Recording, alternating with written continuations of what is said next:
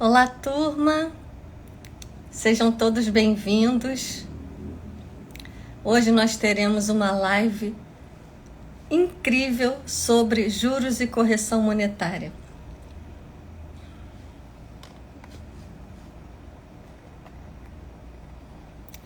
Olá, Ricardo! Como é que você tá? Daqui a pouco o nosso convidado vai entrar.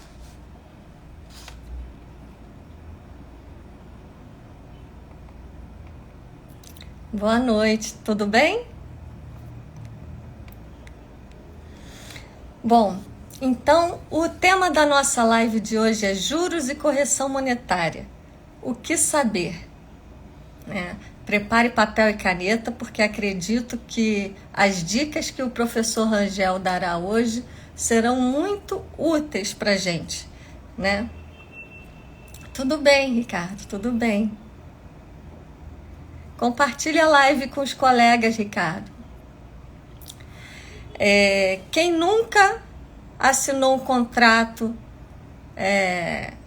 com uma operadora de telefonia, por exemplo, né? Tem vários casos na justiça, cartão de crédito. Felipe, quanto tempo! Seu Gerardo, tudo bom? Então, como eu ia falando, né, juros e correção monetária é um tema de utilidade pública. Todo mundo precisa estar bem informado sobre isso para não ser lesado, porque todo mundo assina contrato e aqueles contratos de adesão, né? E alguém lê aqueles contratos? Não, né? E aí, às vezes, você não lê as entrelinhas de um contrato e se prejudica. Mas, especificamente, né, eu vou perguntar para o professor Rangel sobre empréstimos, dívida e cartão de crédito. Porque a gente precisa saber quais são os nossos direitos, né? Muita gente se enrola. Antes de eu chamar o professor Rangel, já chegou, mas antes de eu chamar o professor Rangel para a gente falar sobre os nossos direitos, eu gostaria de falar uma coisa. Acredito que o que mais tem na justiça a respeito de juros é de cartão de crédito. E não empreste o seu cartão de crédito. Muita gente tem o coração mole e aí vem um amigo, um parente querido e empresta o cartão de crédito. Não empreste o seu cartão de crédito, porque se aquela pessoa não tem o cartão de crédito, provavelmente é porque ela não tem crédito. E se ela não tem crédito, é porque ela não pode pagar. Porque se ela pudesse pagar, ela teria um excelente cartão de crédito, não precisaria pedir o seu emprestado. E aí, tem grandes chances dela não te pagar. E aí, se você não pagar, né, você ficar com o nome sujo. A maioria das pessoas que estão com o nome sujo no cartão de crédito não é porque fizeram dívida no cartão de crédito, e sim porque emprestaram o seu cartão de crédito. Isso já é comprovado estatisticamente. Tá? Então, se você quiser ajudar um amigo ou um parente, você doa o dinheiro. Empresta o dinheiro, o seu dinheiro, que se ele não devolver, tá tudo certo. Mas não empreste o cartão de crédito, ok? Dito isso, eu vou chamar aqui o meu grande amigo, professor Dr. Fernando Rangel. Boa noite, Renatinha. Boa noite, Mirielle.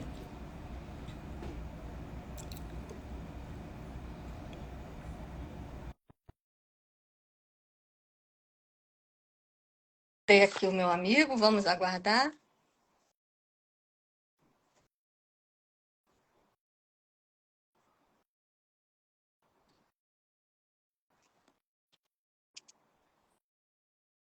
Ah, cheguei. Boa noite a todos e todas. Boa noite, minha caríssima Priscila. Boa noite. meu amigo, tudo bom? Tudo bem. Graças Beleza, a coloquei Deus. até um microfone para o som ficar melhor. Tá Tal. ótimo, tá perfeito. Vamos que Perfeito. vamos. Bom, Beleza. então, gostaria de apresentar a vocês o professor Dr. Fernando Rangel, que já é advogado no Rio de Janeiro há décadas, é professor universitário também há mais de 20 anos e é pesquisador na área de análise econômica do direito, com a sua pesquisa do pós-doutorado em correção monetária de multas no CAD. Eu poderia escolher alguém melhor para falar de juros e correção monetária com a gente? Não poderia. Então, por favor, aproveitem essa oportunidade ao máximo. Peguem papel e caneta e anotem todas as dicas que ele vai dar. Ok? Porque é de utilidade pública. Quem nunca viu aqui alguém se enrolar no cartão de crédito, alguém fazer um empréstimo e depois não conseguir pagar, né? Porque às vezes ele pega o empréstimo, tem aquela renda e aí é, perde a renda e aí os juros vai aumentando, ou vem a inflação e corrói o poder de compra dele, enfim, e aí ele não consegue pagar, se complica, e aí? Como é que ele pode lidar com essas questões? Então, para isso, eu chamei o meu grande amigo, professor Fernando Rangel. Então, vamos começar? Vamos Vamos? lá. Vamos. Vamos lá. Bom, Pode a mandar. primeira pergunta.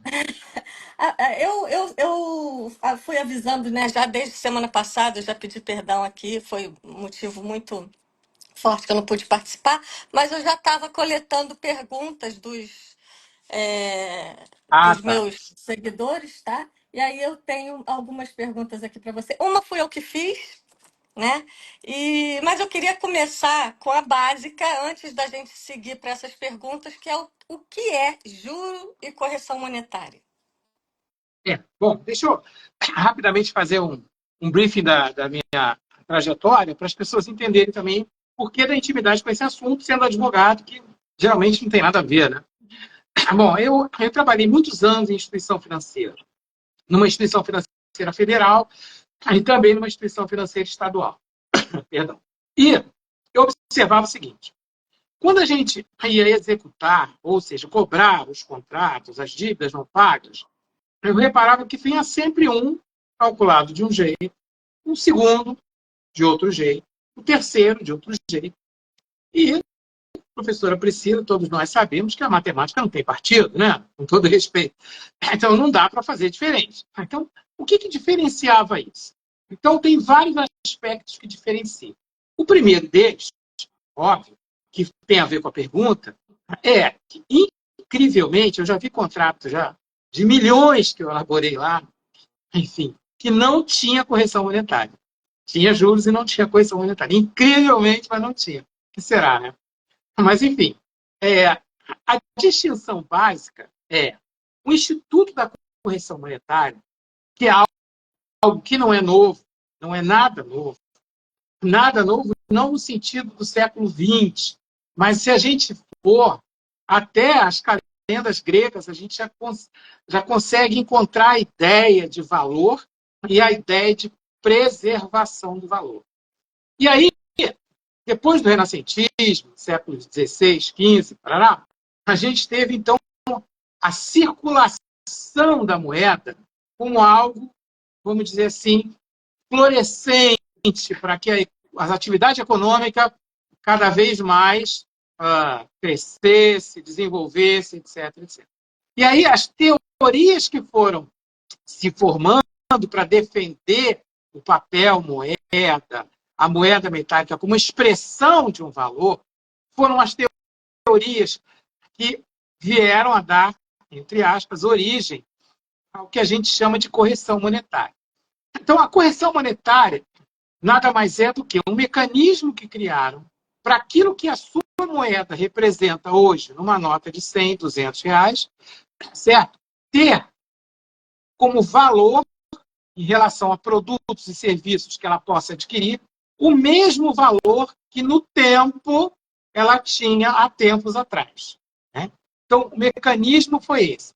E esse mecanismo ele foi inserido oficialmente no Brasil em 1964, com a Lei de Correção Monetária, em julho de 64, que passou a princípio, de uma maneira bem incipiente, a criar chamadas obrigações reajustáveis do Tesouro Nacional. Ou seja, alguma obrigação que o Estado brasileiro, seja União, Estado, município, assumia e que ela iria pagar tempos depois, não no valor nominal daquilo que foi obrigado, mas sim no valor corrigido.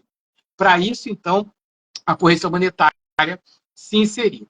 Só que o brasileiro, como adora qualquer coisa que é moda, ele se viciou na correção monetária. Né?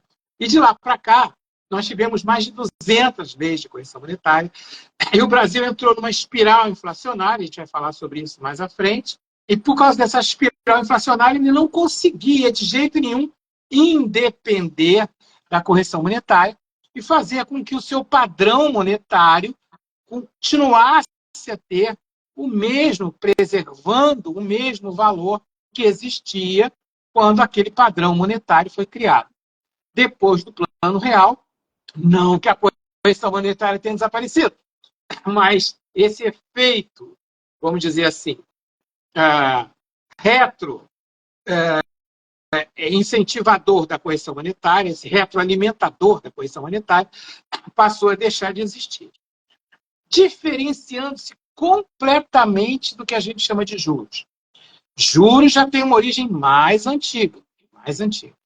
Então, os juros, assim, a gente definisse de uma maneira bem simplista, os juros é o preço do capital. Então, quando você desembolsa alguma quantia para alguém, quando alguém te devolve essa quantia tem que ser acrescida de outra quantia, que a gente chama de juros, para exatamente dizer, olha, aquilo que você teve há tempo atrás, você poderia ter adquirido bens e serviços e não o fez, acabou disponibilizando para essa pessoa aqui, o tomador, eu estou te devolvendo com essa quantiazinha a mais, chamada de juros, que é a forma de eu te remunerar por isso.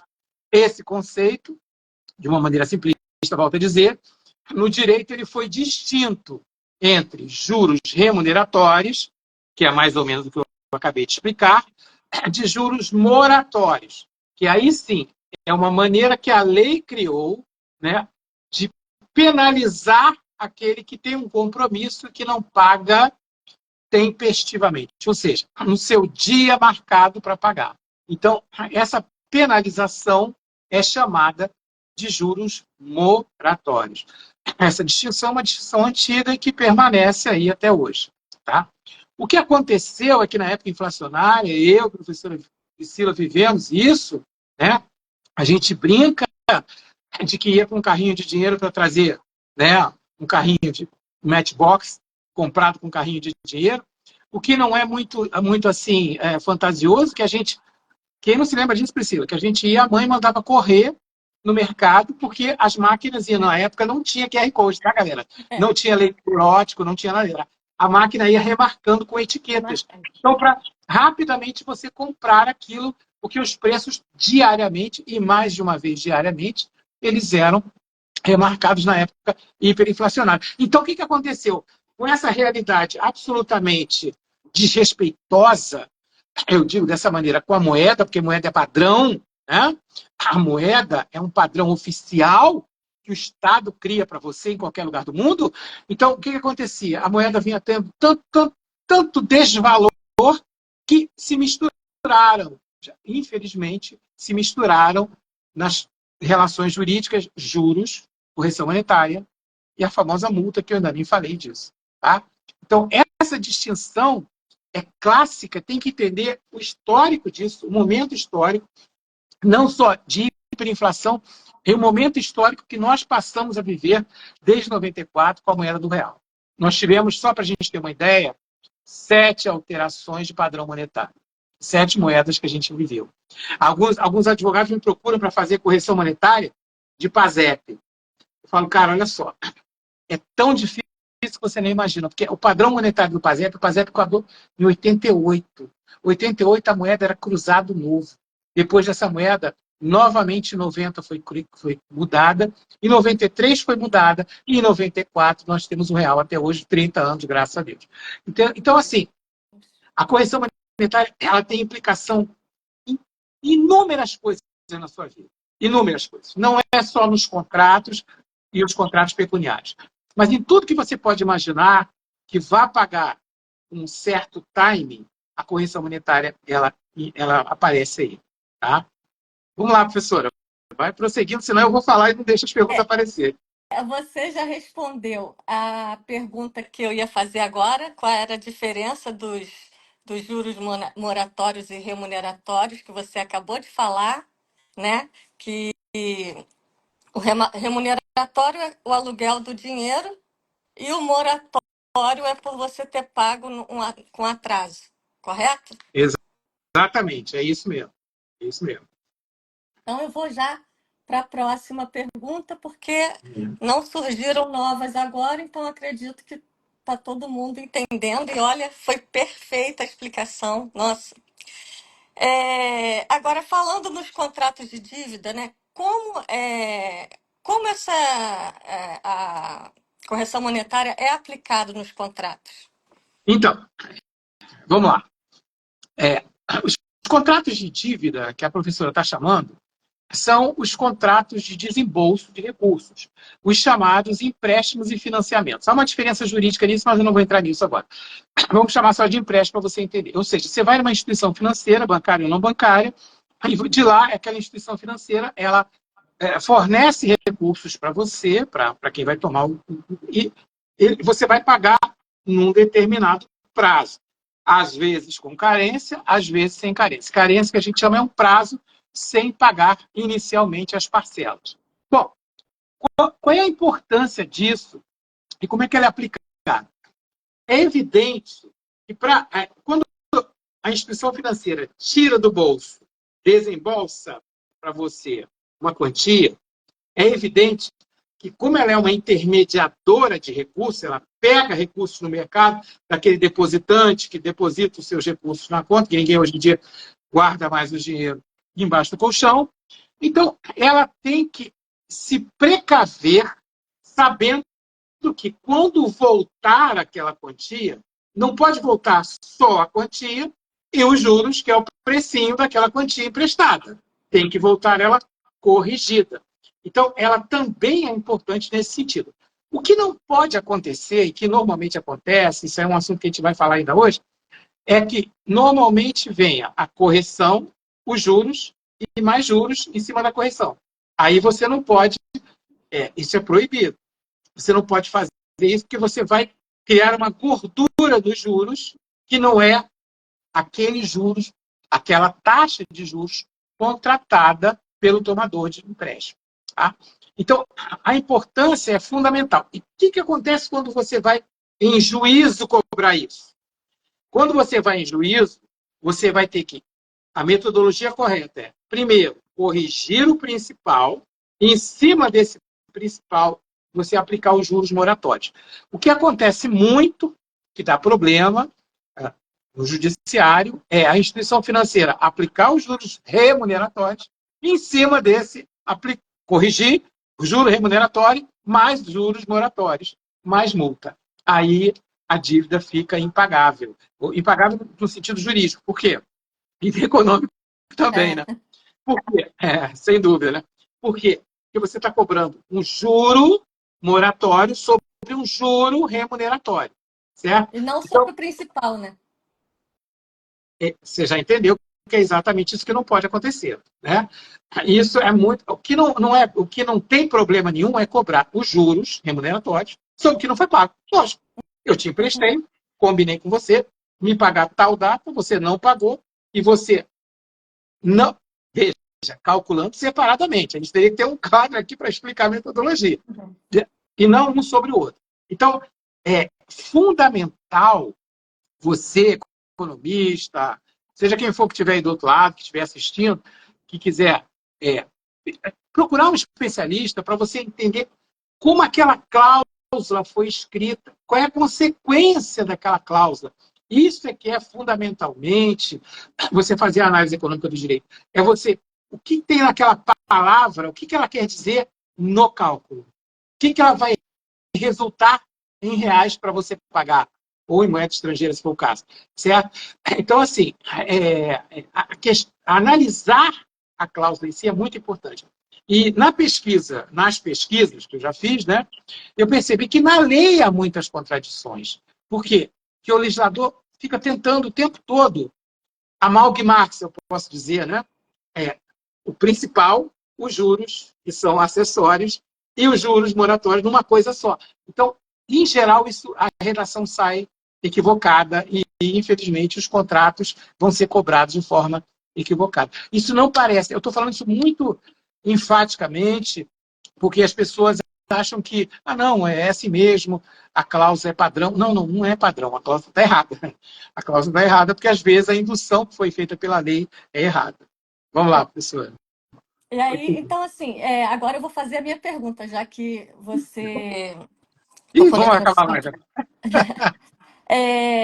Como os tribunais brasileiros têm tratado as questões envolvendo juros abusivos? Porque, assim, digamos que teve lá o cartão de... A pessoa está devendo cartão de crédito, mas lá no contrato tem essa cláusula que está mal redigida.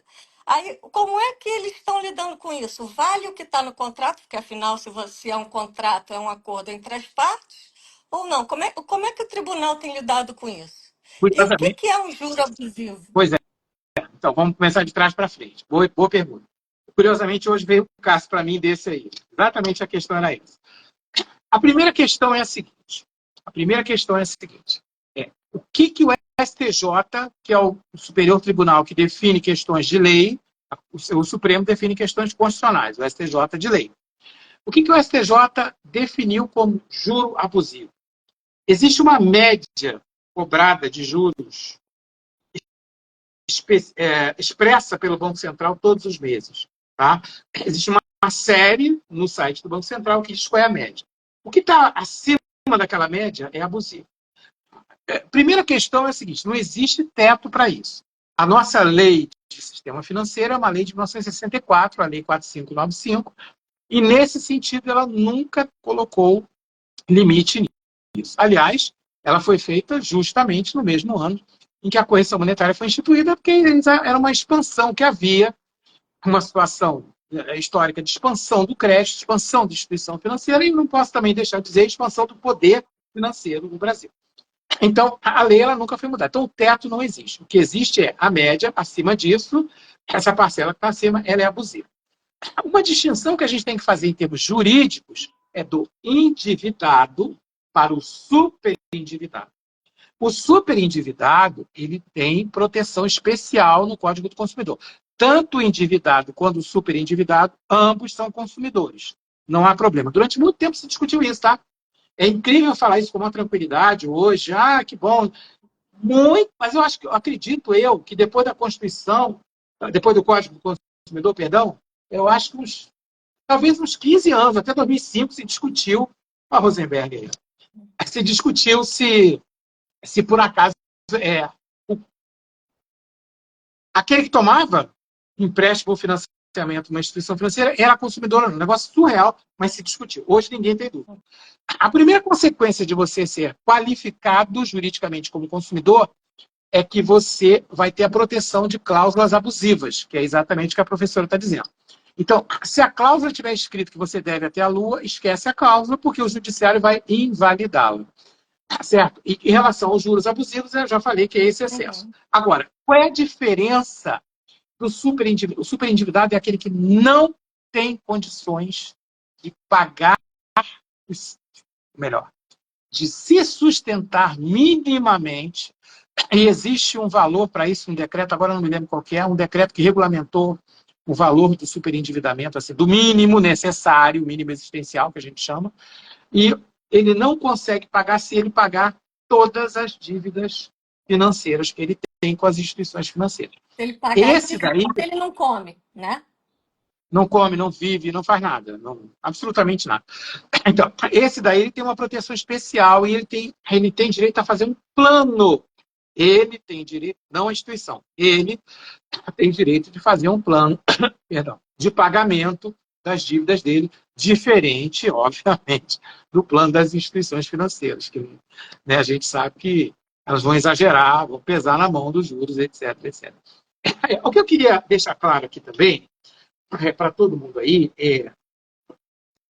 Vamos tirar um pouco eu não estou defendendo nem atacando ninguém, mas vamos tirar um pouco essa pecha de demonizar a instituição financeira. A instituição financeira é uma empresa como outra qualquer e tem um custo como outra qualquer, que evidentemente que tem no mercado brasileiro, pela concentração de renda, vantagens de mercado e não vantagens estatais, de jeito nenhum, certo? E essa empresa, ela tem um custo. Esse custo se chama taxa básica de juros. E essa empresa, qualquer empresa financeira, ela é taxada, ou melhor, ela é sujeita ao lucro real, ou seja, ela já pega lá em cima a tributação da renda. Não quer dizer que a renda seja baixa, não é isso. O que eu quero dizer é que não se pode colocar dessa maneira, assim, sabe? Davi versus Golias, né? Consumidor versus todas as instituições plenipotenciárias. Não. A instituição financeira, ela intermedia e, veja, mais uma vez, sem querer defender a instituição financeira, mas ela exerce, por incrível mais que possa parecer, um papel social na nossa sociedade. Por quê? Porque ela distribui aquilo que precisa existir, que é o quê? O crédito para quem não tem adquirir bens e serviços. O crédito para uma pessoa jurídica, uma empresa, se alavancar em negócios. O crédito para o agricultor fazer a sua lavoura. Então, assim, não existe essa oposição.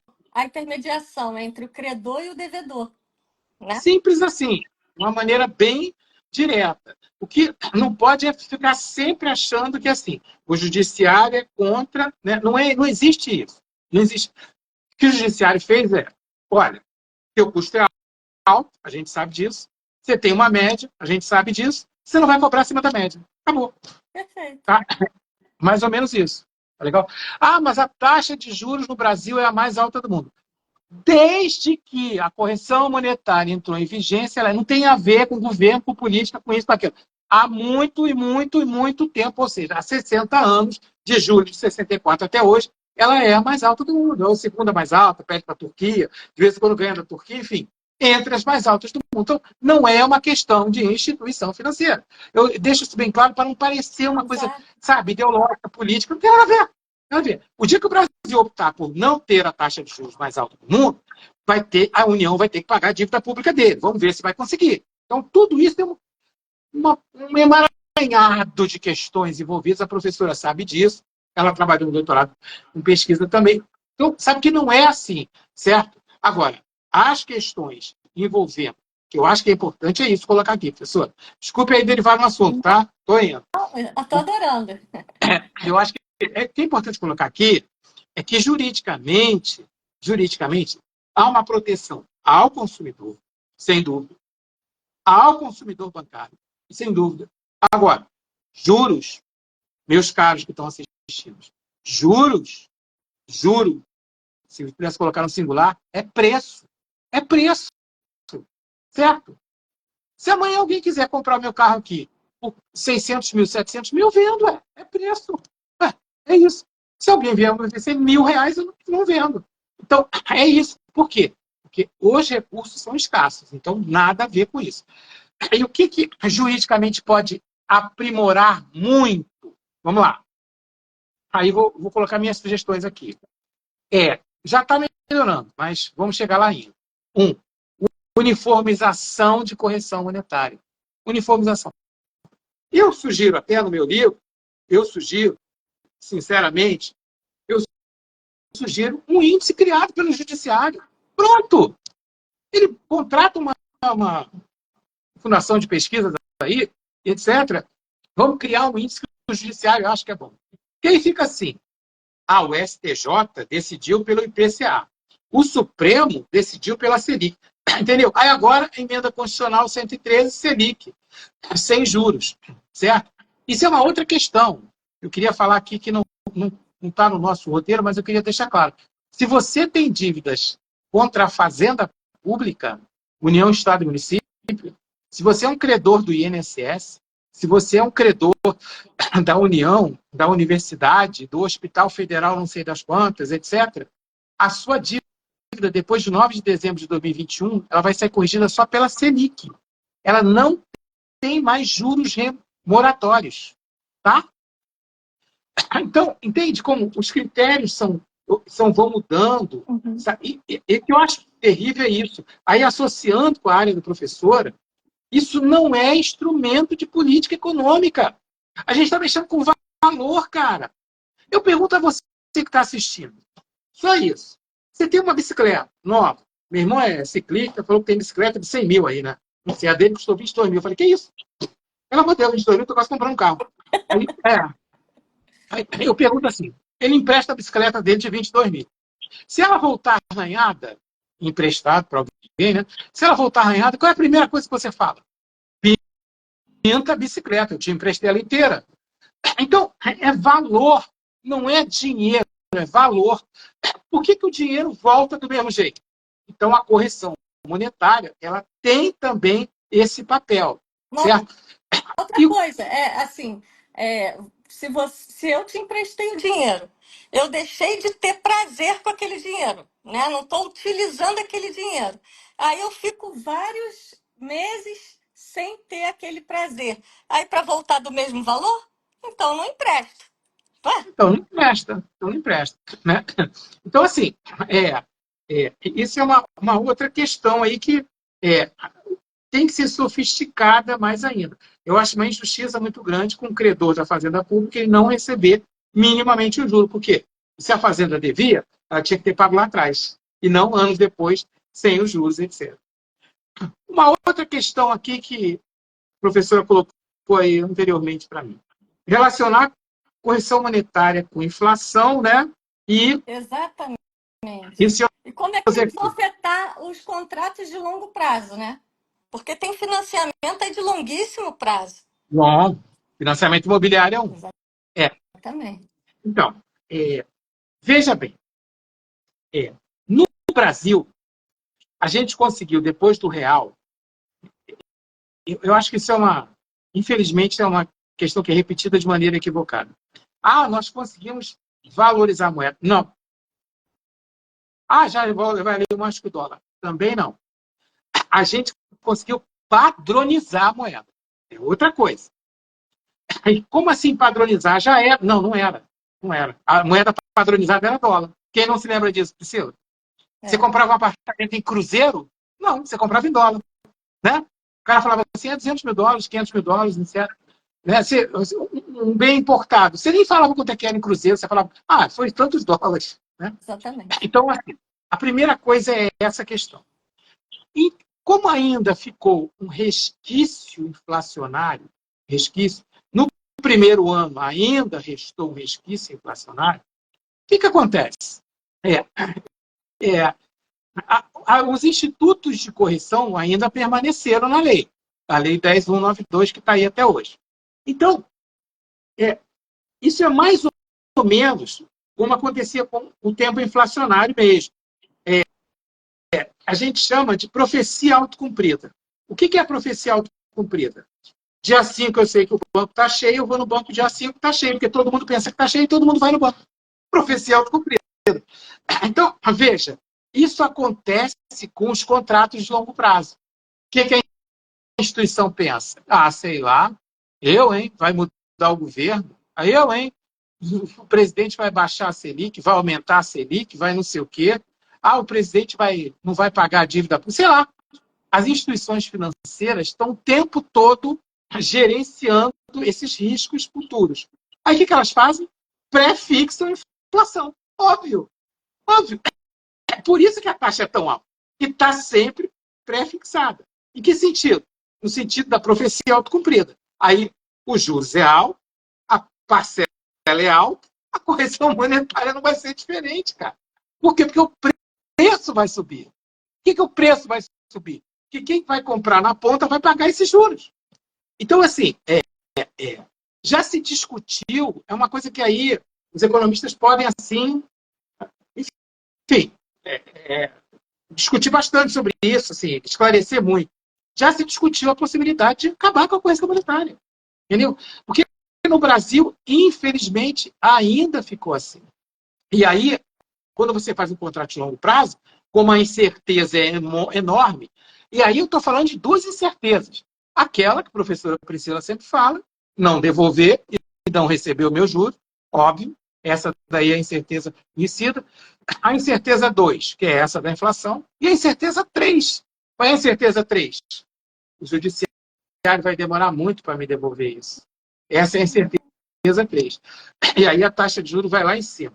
A lei de falência foi mudada em 2005, era uma lei antiga, foi mudada, e o credor de crédito real, o banco, foi colocado na frente do tributário para diminuir a taxa de juros. Diminuiu alguma coisa? Não diminuiu porque a instituição financeira está sempre pensando no risco, certo? Então, isso aí é uma questão que não tem jeito. O que se pode fazer, né? Aí a professora até pergunta para mim, né? Que com a alta da inflação e juros elevados, quais são as precauções? Primeiro, já falamos aqui, esse contrato de longo prazo, você vai se arriscar mais. Segundo, no contrato, você observar, primeiro, qual é o índice. Quando eu falo qual é o índice, não é se é INPC ou se é IGPM, não.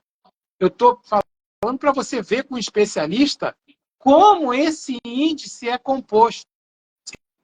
Quer ver uma coisa? A base do IPCA, a base de pesquisa, é maior que a do INPC. Então, como é que é do INPC? Quer dizer o seguinte, quem ganha de 1 até 5 salários mínimos é uma base, de 1 a 40 é outra. Então, percebe? Perdão. Um item que é de valor mais popular, vamos chamar assim, de valor menor, ele tem que ser corrigido por aquele que a base é de 1 a 5. Claro! Senão, pô, você vai colocar a inflação do pobre no rico, do rico no pobre. Ah, mas o índice é parecido. Não interessa. Então, isso é uma questão que você tem que ver na sua atividade econômica. Outra questão, construção civil tem um índice próprio, certo? Outra questão, o IPCA, a divulgação é trimestral. Você não coloca. Então, são várias questões que um especialista vai te dizer, coloca isso no contrato ou não coloca. E uma outra questão jurídica, que não tem a ver com essas, que é importante, é uma questão chamada negócio jurídico processual. Sabe o que é isso? É você colocar no contrato, e se vocês forem parar na justiça, um renuncia a recurso, o outro vai pagar as custas do outro, e por aí vai, tudo quanto é tipo de avença, tudo quanto é tipo de combinação que você pode colocar. Isso diminui o preço no contrato. Então, são várias questões, que eu podia ficar enumerando aqui o dia inteiro, que você pode inserir nas suas relações jurídicas para se precaver e para diminuir esse risco, certo? Porque, assim, não tem jeito, gente. Já chegamos a quase 100 milhões de processos no judiciário. Hoje, até uns 80.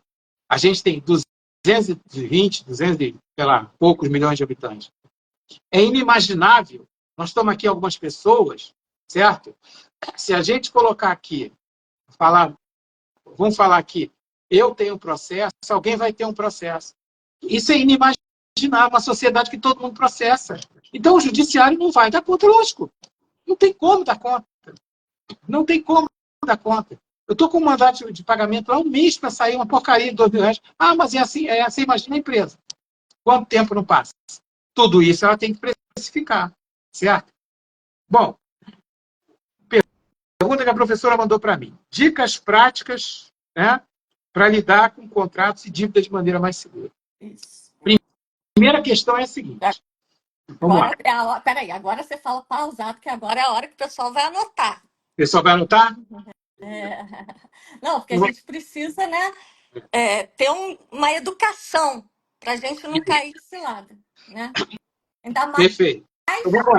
numa economia como a nossa, que está sempre com juros altos, então está sempre contra o devedor, né? E sempre a favor do investidor. Por isso que diz que o Brasil é um país de rentistas, né? Porque sempre a taxa de juros está muito alta, e aí quem se dá bem é quem tem os investimentos, mas quem está financiando alguma coisa, quem está precisando comprar, pegar um empréstimo ou fazer um financiamento numa empresa, né? Muitas vezes fala assim, não, vou botar pé no freio, não vou fazer esse investimento na minha empresa agora porque a taxa de juros está muito alta. É, uma, outro dia me falaram, viu, Priscila, assim, que eu acho muito curioso, que para montar um salão hoje, um salão de beleza legal, Uhum. assim, é 1 milhão. Nossa, Aparelhamento, aparelho, todo, né? Montar o salão, a obra, tudo, um ponto, milhão. o ponto. Isso, ponto, tudo isso. Aí você pega 1 milhão, põe aí na aplicação mais ordinária que você tiver. Vamos dizer que te dê 9 mil hoje. Será que você. Quando é que você vai ganhar 9 mil? Tem que faturar muito para chegar aos 9 mil para você, que eu estou falando. Não, Né? primeiro você tem que conseguir reaver 1 milhão para poder ter os 9 mil de novo. Nem Né? cheguei nisso. Quanto tempo vai levar para você ter esse 1 milhão de novo e poder ter os 9 mil? Né? Não, Né? sem contar que o salão não vai faturar 9 mil no primeiro mês, que ninguém conhece ele, né? Por aí você vê. Então, assim, é curioso a gente falar isso, mas assim, isso é da estrutura brasileira. Mas vamos para as nossas dicas, senão a gente Aham. acaba escapando. Bom, primeira questão é a seguinte: ver se o seu contrato tem juros efetivo ou juros nominal. Tem que Uhum. ter essa distinção, tá? Tem que ter essa, isso é obrigado a ter. Muitos não têm. Muitos não têm, né? Incrível, né? Segunda dica. Segunda dica. Ver se o seu contrato tem cláusula de juros de mora em caso de inadimplemento. Ninguém sabe, você não vai querer não pagar, mas ninguém sabe qual é a sua vida, né? Etc. Se não tiver, limitar os juros a meio, por exemplo, por cento. Que isso você pode fazer. Segunda dica. Perfeito. A gente está falando do juro moratório, agora a gente está falando antes do juro remuneratório. Uhum. Beleza? Terceira dica. Terceira dica. Nos índices, não deixar a correção monetária do seu contrato, não ser atrelada a um índice que tenha base, não é a variação, a base de pesquisa em dólar. Exemplo, IGPM. Por quê? Acontece do dólar estourar, você está ferrado. Que não é difícil de acontecer, né? Aconteceu na pandemia, né? O IGPM foi Pois lá é. nas alturas, todo mundo foi substituído no seu judiciário. Certo? Quarto, não deixar no seu contrato é uma cláusula abusiva, mas não deixe de qualquer maneira. Quando eu digo que é cláusula abusiva, o judiciário anula. Você vai precisar do judiciário. Vamos lá. Quarto, não deixar no seu contrato aquela cláusula que constitui a instituição financeira ou a instituição qualquer procurador seu. E aí ela pode renovar o seu contrato. Certo? Ok? Vamos lá. 5. 5. Veja se na. Eu já vi contratos assim, não é comum. Se na cláusula de juros, se ela tem uma fórmula ou ela descreve a fórmula. Vamos distinguir as duas. Se ela tem uma fórmula, será mais fácil para você entender se você vai se ferrar ou não, em outras palavras. Usa a fórmula. Está aí a professora para todo dia ensinar isso para vocês. Se ela não tem a fórmula, transformar, você vai ter que procurar um especialista, se você não souber, transformar a cláusula em fórmula. Que aí você vai ver se você, de cara, já está pagando juros sobre juros. Ok? Sexta. Vamos lá. Estou indo, hein? É. Tá vendo? Tem, claro, tem história. Tem a dica, tem a dica. Tem as dicas. Vamos ter que deixar isso aqui salvo, porque eles vão ter que assistir mais de uma vez, que é muito rica essas dicas. Boa, beleza. Sexta. Observar se a tua taxa de juros efetiva vai lá na tua. Como é que chama? Aquela calculadora, HP, Priscila? HP. HP12C.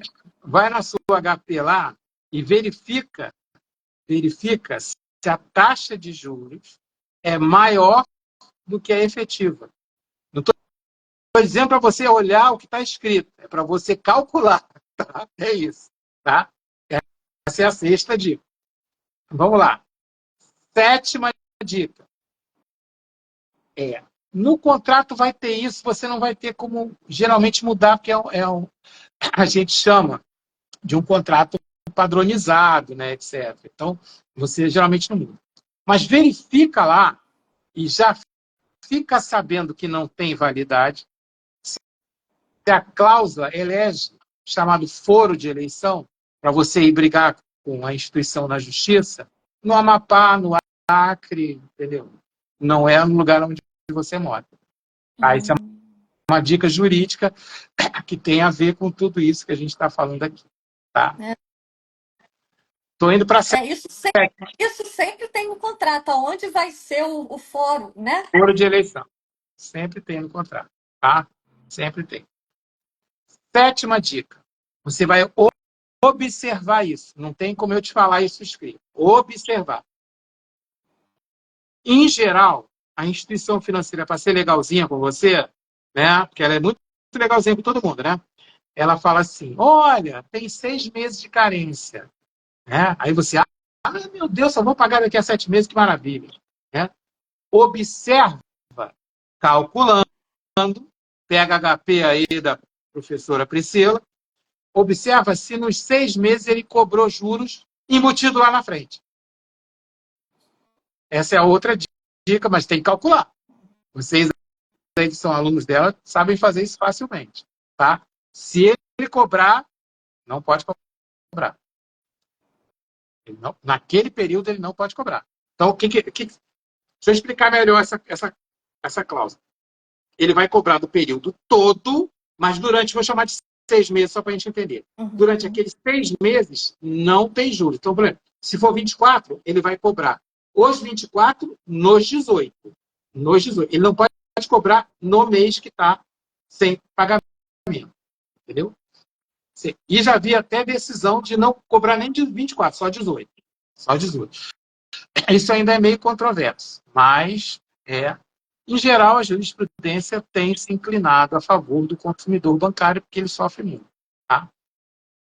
Uma questão que eu não sei se é uma dica, eu queria falar, é uma dica, tá? Não vai deixar de ser, mas assim, eu queria deixar claro isso. Entenda o seguinte, as instituições financeiras, em razão da nossa Constituição, da liberdade de contratar, elas são livres para contratar e para não contratar, obviamente. Exatamente. Tá? Então, ninguém é obrigado a contratar. Ninguém está com uma faca falando para contratar. Não. E entenda o seguinte, se a pessoa jurídica não contratar,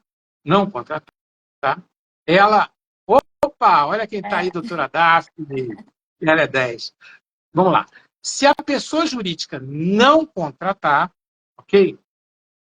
E ela pode ter razões de cadastro para isso, existe instrução do Banco Central para isso, sem problema. Agora, entenda o seguinte, se a pessoa jurídica não contratar, ela está no direito dela e a dica vai aí. Se você litigar com essa pessoa jurídica, não estou dizendo que ela vai fazer isso, nem que faz isso, nem nada. Ela tem o direito de não te contratar. Se você é locador de um imóvel, você é dono de um imóvel alugado para alguém, se o locatário, você entra com ação contra ele, você é obrigado de novo a alugar para ele? Não. Por que a instituição financeira é obrigada? Então, eu não estou dizendo aqui que a instituição financeira vai fazer isso, que faz isso. Eu estou dizendo que é um risco que você tem que colocar na calculadora HP da professora aí. Poxa, será que eu vou pegar de novo esse empréstimo? Será que eu consigo? Certo? E aí, como é que eu vou girar o meu negócio sem ter um bom relacionamento com o banco? Né? Esse é o principal. Esse é o principal. Né? Outra dica que eu dou, e aí tem a ver com o contrato. Quando você faz, aí é pessoa jurídica, tá? Quando você faz um empréstimo de alavancagem, não é giro não, hein? Pelo amor de Deus, vai dizer que eu falei isso para giro. você faz um empréstimo de alavancagem, eu vou até chamar de financiamento para entender melhor, fazer a distinção melhor. Financiamento é quando é atrelado a alguma coisa. O empréstimo é livre. O empréstimo é. Isso. Então, quando você faz um financiamento de alavancagem, máquinas, equipamentos, etc., obra, crescimento do parque industrial, seja o que for, pega o mesmo índice e aplica no seu contrato. O seu contrato, na sua venda, se você vender a prazo. Tá? E pelo menos, no juro você pode se ferrar, porque claro que você não pode cobrar, né? Você vai, pelo menos, ter a correção monetária igual. Tá? Não tem ilegalidade nisso. O que é ilegal? Então vamos lá, o que não pode colocar? O que é ilegal? Bom, corrigir qualquer coisa com menos de um ano. A exceção daqueles que têm relações especiais. Exemplo, construção civil. São relações que são protegidas por lei. Cédula de crédito é protegido por lei. Tem uma lei para isso. Mas o geral é você não corrigir, porque tem uma lei, a 10.192, que até hoje está em vigência e que não permite que você corrija antes dos 12 meses. É por isso que o registro de aluguel é com 12, o colégio, tudo mais. Né? Por quê? Porque existe essa... É o que eu falei desde o começo aqui. O brasileiro está condicionado à profecia autocumprida de que, opa, Ana Carolina Teodoro aí. Hoje estou bem aí. Essa menina, cara, sabe tudo de planejamento patrimonial. Caramba, que isso. Trabalhamos juntos, é um negócio assim. Monstro jurídico no bom sentido. Bom, então o que acontece? Esse alinhamento, o que acontece normalmente? Você tem vários fornecedores, e nesses fornecedores você não quer fazer esse alinhamento, dá trabalho, é complicado, você já tem relação com eles há muito tempo, não adianta. Essa é uma dica que você tem que fazer, esse alinhamento. Se você tem capital emprestado e vai pagar em parcelas, seja com carência ou não, você vai pagar correção monetária, você tem que receber correção monetária. Simples assim. Desde que seja depois de um ano. Então, o que você tem que fazer? Esticar o teu contrato. E por que é um ano? Porque é a tal da profecia autocumprida que a gente já tratou aqui. Tá? Acho que de dica a gente já falou bastante. 8 dicas aí já bem explicadas. A gente pode pensar mais aí. Isso aí não é problema para a gente, não. Mas, não, não. Aí, se alguém quiser ter outras coisas, pode entrar em contato com você. Né? Pode. Prof.Fernando, tranquilo. Exatamente. Né? Bom, eu já esgotei as perguntas que fizeram para mim na caixinha do Instagram. Agora, antes da gente encerrar, eu vou perguntar para os ouvintes se eles querem fazer alguma pergunta ou você deixa o seu contato e eles entram em contato depois que a gente encerra. Das nossas caixinhas, a gente encerrou. Alguém quer fazer alguma pergunta? Tinha umas questões assim, perdão, tinha umas questões curiosas, até a doutora Daphne está aí, né? Em termos jurídicos, né? Aí já é bem mais jurídico. Custas judiciais são corrigidas? Tem umas questões que não estão ainda amadurecidas, entendeu? Aí a gente podia falar bastante. Agora, eu queria fazer uma última observação aqui. Vamos Perfeito. lá. Última observação. Você não precisa ser um financista, você não precisa ser um calculista, você não precisa ser um contador. Você pode estar certo desde o momento que você desceu, pegou o seu elevador, saiu na rua, pegou o ônibus, você vai pagar a correção monetária. O prefeito vai ser eleito agora, em janeiro ele vai aumentar o quê? A passagem de ônibus, que é a correção monetária. Tá? Você vai pagar juros, sabe por quê? Porque a União empresta, então ela tem que cobrar na forma de tributo. Então, isso é uma questão que é indissociável na sua vida. Eu digo assim, esse comportamento quinta série, de isso não tem nada a ver comigo, é com a minha mãe, com o meu pai, né? É assim, a gente tem filho, sabe, adolescente, sabe como é que é, né? Sempre a mãe do pai.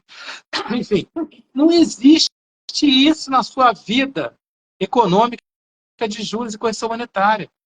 Então, o que eu estou dizendo com isso? Preste atenção nisso. Preste atenção nessas relações jurídicas que você faz a prazo, principalmente as relações financeiras, que envolvem, né, o empréstimo e o financiamento, e nas outras relações jurídicas também. E vai precificando isso.